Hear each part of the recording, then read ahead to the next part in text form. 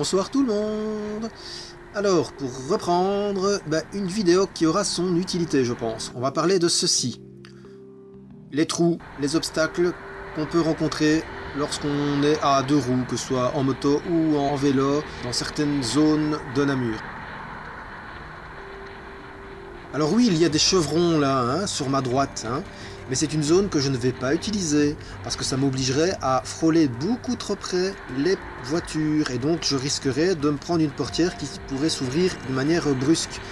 En plus, ça ferait en sorte que les voitures qui sont derrière moi, éventuellement, elles me frôleraient pour effectuer un dépassement, et du coup, s'il y a une portière qui s'ouvre, effectivement, je ne pourrais même pas l'éviter.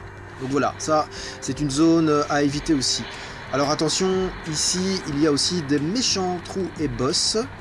Voilà, entre autres ici. Et alors ce rond-point est assez...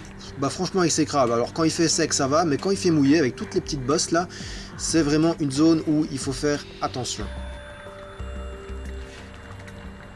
Un peu plus loin.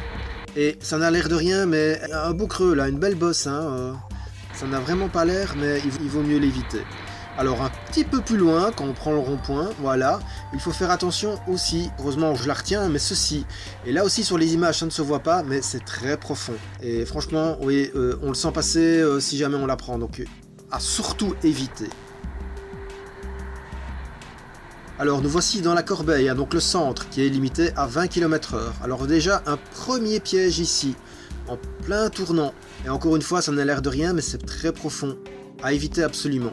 Alors toute cette rue-ci, il y a pas mal de trous et de bosses qui obligent à slalomer entre un peu tout, et vous voyez encore les fameux chevrons qui ne sont aucunement une obligation à suivre, c'est juste une indication, et donc il est tout à fait logique qu'on slalome et on puisse éviter les trous. De toute manière la limitation est à 20 km/h, donc aucune raison de voir une automobile essayer de dépasser ici. Allez, pour terminer cette toute petite vidéo là-dessus, alors celui-là il est méchant, il est vraiment méchant, à éviter absolument, en plus encore une fois en plein tournant, ouais, alors la route n'est pas beaucoup mieux, mais voilà, celui-là en tout cas c'est dangereux.